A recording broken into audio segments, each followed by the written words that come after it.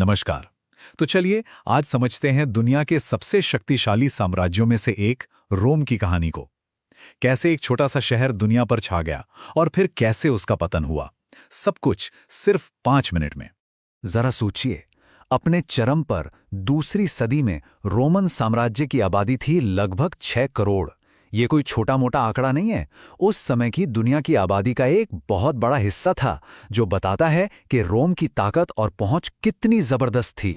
ये एक ऐसी सुपर पावर थी जो यूरोप, उत्तरी अफ्रीका और मिडिल ईस्ट तक फैली हुई थी, और भूमध्य सागर यानी मेडिटेरेनियन सी इसके दिल की तरह था। तो सवाल ये है कि इतना बड़ा साम्राज्य बना कैसे? चलिए इसी की पड़ताल करते हैं। तो एक छोटा सा शहर, राज्य, आखिर वो कैसे बन गया दुनिया का मास्टर, जिसने उस समय की ज्ञात दुनिया के ज्यादातर हिस्से को जीत लिया? कहानी शुरू होती है यहीं से। देखिए, रोम हमेशा से एक साम्राज्य नहीं था। इसकी शुरुआत हुई एक रिपब्लिक यानी गणतंत्र के तौर पर, जिसे अमीर घरानों की एक सेनेट चलाती थी। लेकिन जैसे जैसे ये फैलता गया, अंदर ही अंदर लड़ाइयां शुरू हो गईं, और इसी उथल पुथल के बीच से एक नया दौर शुरू हुआ, साम्राज्य का दौर, जिसके पहले सम्राट थे ऑगस्टस। ये रोम के इतिहास का एक बहुत बड़ा टर्निंग पॉइंट था। अच्छा, तो अब सवाल ये उठता है कि एक अकेला राजा इतने बड़े और इतने अलग अलग तरह के लोगों वाले साम्राज्य को चलाता कैसे था? भाई, इसका राज छुपा है एक बहुत ही दिलचस्प पावर बैलेंस में, जिसे 3 मुख्य ताकतों के बीच बड़ी सावधानी से बनाया गया था। ये पावर गेम बहुत ही दिलचस्प था। देखिए, सम्राट के हाथ में थी असली पावर, लेकिन उसे अपनी सत्ता को जायज ठहराने के लिए सेनेट का साथ चाहिए था, और इन सब पर हुक्म चलाने के लिए सेना की ताकत। मतलब ये तीनों एक दूसरे पर निर्भर थे। आप सोच रहे होंगे कि ये सब तलवार के दम पर होता था, है ना? लेकिन नहीं, रोम का असली जीनियस था उनका एडमिनिस्ट्रेशन सिस्टम। ये बिल्कुल एक मॉडर्न फ्रेंचाइजी की तरह था। उन्होंने स्थानीय अमीर लोगों को ही टैक्स इकट्ठा करने में अपना पार्टनर बना लिया। कितना स्मार्ट तरीका था लाखों लोगों पर राज करने का, है ना? चलिए अब जरा राजा महाराजाओं और लड़ाइयों से हटकर एक आम इंसान की जिंदगी में झांकते हैं। कैसा था उस विशाल साम्राज्य में जीना? और यहां एक बहुत ही हैरान करने वाली बात सामने आती है। वो है रोमन महिलाओं की कानूनी हैसियत। आप देखिए, उस जमाने में भी उन्हें अपने पति से अलग कानूनी और वित्तीय अधिकार मिले हुए थे। वो अपनी जमीन जायदाद की मालकिन हो सकती थीं। ये एक ऐसी आजादी थी जो दुनिया के कई हिस्सों में सदियों बाद तक नहीं देखी गई। रोम की अर्थव्यवस्था का पूरा पहिया चलता था व्यापार पर। और जानते हैं, इस पूरे ट्रेड नेटवर्क को समझने की चाबी क्या है? एक बहुत ही मामूली सी दिखने वाली चीज, एम्फोरा। ये जो मिट्टी के मटके आप देख रहे हैं, ये उस जमाने के शिपिंग कंटेनर थे।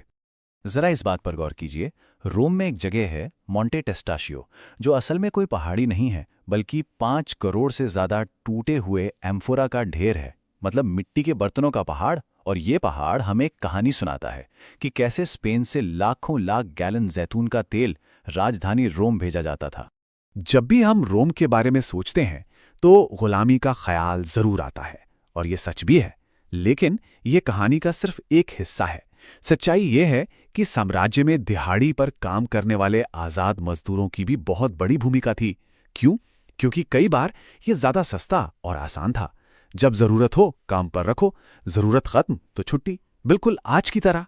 रोम में लगभग 200 साल तक शांति का दौर रहा, जिसे पैक्स रोमाना कहते हैं। लेकिन फिर आई तीसरी सदी और अपने साथ एक ऐसा भयानक तूफान लाई जिसने साम्राज्य को जड़ से हिलाकर रख दिया। साम्राज्य सचमुच टूटने की कगार पर आ गया था। यह संकट हर तरफ से आया था। एक तरफ ईरान में एक नया ताकतवर साम्राज्य खड़ा हो गया था, दूसरी तरफ से जर्मन कबीले लगातार हमले कर रहे थे, और अंदर तो हालात और भी बुरे थे। सोचिए, 47 सालों में 25 राजा, ये पूरी तरह से अराजकता थी। लेकिन इसी राख से उठ खड़ा होना था रोम को, और जिंदा रहने के लिए बदलना जरूरी था। फिर सामने आए 2 सम्राट, डायोक्लिटियन और कॉन्स्टेंटाइन, जिन्होंने सब कुछ बदल कर रख दिया और एक नई रोमन दुनिया बनाई। कॉन्स्टेंटाइन के कई सुधारों में से एक था ये सिक्का, सॉलिडस। ये सिर्फ एक नया शुद्ध सोने का सिक्का नहीं था, ये भरोसे का, स्थिरता का प्रतीक था। इसी एक सिक्के ने सदियों तक रोमन अर्थव्यवस्था को डूबने से बचाए रखा। तो इन सब बदलावों के बाद जो नया रोम बना वो पुराने रोम से बहुत अलग था। अब यहां ज्यादा सरकारी दखल था, सत्ता का केंद्र पूरब की तरफ खिसक गया था, एक नई राजधानी कॉन्स्टेंटिनोपल में। और सबसे बड़ा बदलाव, साम्राज्य अब एक नए धर्म को अपना रहा था, ईसाई धर्म।